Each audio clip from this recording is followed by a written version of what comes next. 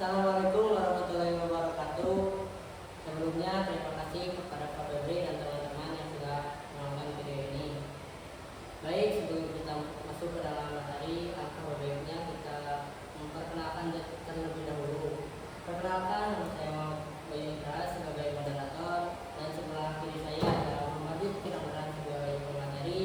Selanjutnya ada Tiara sebagai pemateri. Selanjutnya ada Jihan sebagai pemateri, dan pemateri terakhir ada Reja dan Sheila sebagai ketua. Baik, sebelum kita memasuki pemaparan kepada pendukung, saya akan membacakan teks yang berjudul "Di balik kenyamanan digital, apakah kita masih punya privasi?" Era digital telah membawa kenyamanan luar biasa dalam hidup manusia. Belanja tinggal klik, komunikasi lintas dunia dalam detik, hingga akses informasi tanpa batas. Namun, kenyamanan ini memiliki harga yang tidak terlihat secara langsung, yakni layaknya batas antara ruang pribadi dan ruang publik. Di balik setiap aplikasi dan layanan digital, sesungguhnya ada rekam jejak yang terus dikumpulkan, dianalisis, bahkan diperjualbelikan. Maka muncul pertanyaan penting, apakah kita masih punya privasi? Baik, selanjutnya ada pemaparan ide pokok dan ide pendukung yang akan disampaikan oleh Tiara. Jadi ide pokoknya kenyamanan luar biasa di era digital. Lalu ide pendukungnya di setiap aplikasi dan layanan digital selalu ada rekaman jejak yang terus dikumpulkan, dianalisis, dan bahkan diperjualbelikan. Lalu hendaknya batas antara ruang pribadi dan publik. Baik, terima kasih kepada Tiara yang sudah memaparkan ide pokok dan ide pendukung. Selanjutnya saya di sini akan membacakan paragraf kedua. Fakta menunjukkan bahwa hampir semua aplikasi dan situs web mengumpulkan data pengguna, mulai dari lokasi, kebiasaan pencarian, preferensi belanja, hingga isi percakapan. Semuanya direkam dan dianalisis. Menurut laporan The Guardian, rata-rata penggunaan ponsel cerdas terpapar lebih dari 5.000 pelacak data setiap hari. Aktivitas digital yang tampak sepele seperti klik atau geser layar sebenarnya menyimpan informasi berharga yang kemudian digunakan untuk kepentingan iklan, algoritma, atau bahkan memanipulasi perilaku.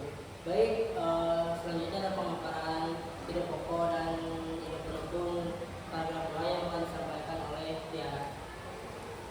Jadi ide pokoknya aktivitas digital yang sepele tapi menyimpan informasi yang berharga. Ide pendukungnya, menurut laporan The Guardian, rata-rata pengguna ponsel cerdas terpapar lebih dari 5.000 pelacak itu setiap harinya. Hampir semua aplikasi dan situs web mengumpulkan data pengguna. Baik, terima kasih kepada Tiara yang sudah memaparkan ide pendukung dan ide pokok paragraf kedua. Selanjutnya saya di sini akan membacakan paragraf ketiga. Sayangnya, sebagian besar masyarakat belum memiliki kesadaran digital yang memadai. Maka mereka mudah menyetujui syarat dan ketentuan tanpa membaca. Bahkan tidak tahu bagaimana data mereka diberikan. Banyak pula yang merasa tidak keberatan dengan alasan tidak punya apa-apa untuk disembunyikan. Opini semacam ini justru membuka celah eksploitasi. Tanpa pemahaman dan kewaspadaan, kenyamanan digital bisa menjadi jebakan bagi privasi individu. Baik, selanjutnya ada pemaparan ide pokok dan ide pendukung yang akan dibacakan oleh Jihan. Baik, terima kasih kepada moderator. Saya di sini akan membacakan ide pokok paragraf 3. Sebagian besar masyarakat belum memiliki kesadaran digital yang memadai. Ide pendukungnya, mereka dengan mudah menyetujui syarat dan ketentuan tanpa membaca, tanpa pemahaman dan kewaspadaan. Terima kasih kepada Jihan yang sudah memaparkan materi. Selanjutnya di sini saya akan membacakan paragraf keempat. Ketika data pribadi tersebar, resiko yang ditimbulkan bukan sekedar teori. Banyak kasus pencurian identitas, penyalahgunaan akun, hingga penipuan berbasis rekayasa sosial yang terjadi akibat data bocor. Di Indonesia, kasus kebocoran data BPJS dan instansi pemerintah menjadi bukti bahwa tidak ada sistem yang benar-benar aman. Bahkan, data anak-anak yang terdaftar di aplikasi belajar daring pun berpotensi disalahgunakan jika tidak dilindungi dengan baik. Ini bukan sekedar masalah teknologi, tetapi ancaman terhadap martabat dan keamanan pribadi. Selanjutnya ada pemaparan materi dari Jihan.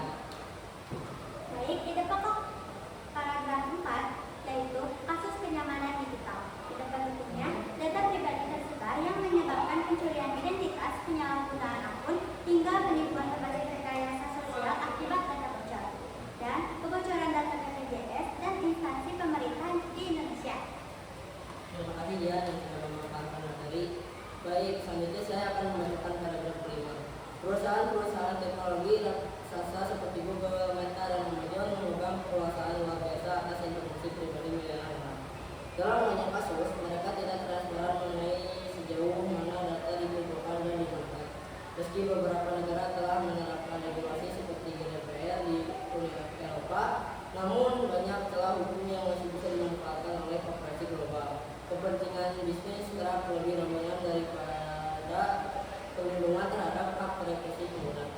Selanjutnya ada pemaparan dari pokok dan pendukung yang akan dibacakan oleh Ricky. Baik, untuk paragraf yang kelima yaitu perusahaan teknologi besar menguasai data pribadi pengguna yang didukung. Google, Meta, Amazon memiliki kekuasaan besar, regulasi yang belum cukup, serta kepentingan bisnis yang lebih dominan. Baik, terima kasih kepada Rifki yang sudah memaparkan ide pokok dan pendukung. Selanjutnya saya di sini akan membacakan paragraf ke-6. Pemerintah memiliki tanggung jawab untuk melindungi warganya di ranah digital, sebagaimana melindungi di dunia fisik. Undang-undang perlindungan data pribadi di Indonesia adalah langkah awal yang baik, namun masih membutuhkan implementasi dan pengawasan yang ketat. Tanpa penegakan hukum yang konsisten, perusahaan akan terus melakukan pelanggaran. Negara tidak boleh abai dalam memastikan bahwa teknologi berkembang sejalan dengan hak asasi manusia, termasuk hak atas privasi. Baik, selanjutnya ada pemaparan ide pokok dan ide pendukung yang akan dibacakan oleh Buki. Baik, paragraf 6. Di paragraf 6 ide pokoknya yaitu tanggung jawab pemerintah dalam menjaga keamanan digital yang didukung. Undang-undang perlindungan data pribadi di Indonesia adalah langkah awal yang baik. Tanpa penegakan hukum yang konsisten, perusahaan akan terus melakukan pelanggaran. Baik, terima kasih kepada Rizky yang sudah membacakan ide pokok dan ide pendukung. Selanjutnya saya di sini akan membacakan paragraf ke-7. Penting juga untuk mengembangkan kesadaran masyarakat melalui literasi digital. Penggunaan harus diajarkan bagaimana mengelola pengaturan privasi, menganalisis situs dan aplikasi berisiko, serta memahami pentingnya data pribadi. Sekolah, media, dan komunitas perlu bekerja sama membekali generasi digital dengan keterampilan berpikir kritis terhadap teknologi. Semakin tinggi kesadaran pengguna, semakin kecil kemungkinan privasi dikorbankan demi kenyamanan seseorang. Baik, selanjutnya ada pemaparan ide pokok dan ide pendukung yang akan dibacakan oleh Reza. Ide pokok paragraf 7 yaitu pendidikan meningkatkan kesadaran digital.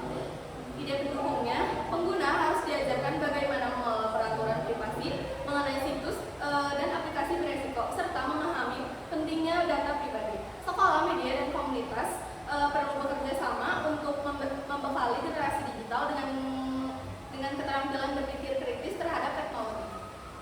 Baik, terima kasih Reza yang sudah membacakan ide pokok dan ide pendukung. Selanjutnya saya akan membacakan paragraf ke-7 F8.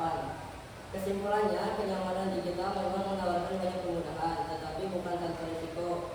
Hak atas privasi adalah sesuatu yang tak ternilai dan harus diperjuangkan di tengah derasnya arus teknologi. Maka sudah saatnya kita semua pengguna, penyedia layanan, dan pemerintah mengambil peran aktif dalam menjaga privasi. Jangan sampai demi kenyamanan yang instan kita rela menyerahkan kebebasan dan keamanan pribadi secara perlahan. Selanjutnya adalah pemaparan ide pokok dan ide pendukung yang akan dibacakan oleh Reza. Ide pokok paragraf ke-8 yaitu kenyamanan digital membawa resiko. Hak atas privasi adalah sesuatu yang tak ternilai dan harus diperjuangkan di tengah derasnya arus teknologi. Semua pihak harus aktif menjaga privasi, jangan sampai kenyamanan mengorbankan kebebasan pribadi. Terima kasih kepada Reza yang sudah membacakan ide pokok dan ide pendukung. Baik, setelah pemaparan ide pokok dan ide pendukung, selanjutnya ada pemaparan kalimat fakta yang akan dibacakan oleh Jihan dan Rifki. Faktanya, era digital telah membawa kenyamanan luar biasa dalam hidup manusia. Belanja tinggal klik, komunikasi lintas dunia dalam detik, hingga akses informasi tanpa batas. Yang kedua, fakta menunjukkan bahwa hampir semua aplikasi dan situs web mengumpulkan data pengguna. Baik, untuk yang ketiga, menurut laporan The Guardian, rata-rata pengguna ponsel cerdas terpapar lebih dari 5.000 pelacak data setiap hari. Yang keempat, banyak kasus pencurian identitas, penyalahgunaan akun, hingga penipuan berbasis rekayasa sosial yang terjadi akibat data bocor. Yang kelima, perusahaan teknologi raksasa seperti Google, Meta, dan Amazon memegang kekuasaan luar biasa atas informasi miliaran orang. Baik, terima kasih kepada Jihan dan Rifki yang telah memaparkan kalimat fakta. Selanjutnya ada pemaparan kalimat opini yang dibacakan oleh Tiara dan Reza. Opininya satu, namun kenyamanan ini memiliki cara yang tidak terpilih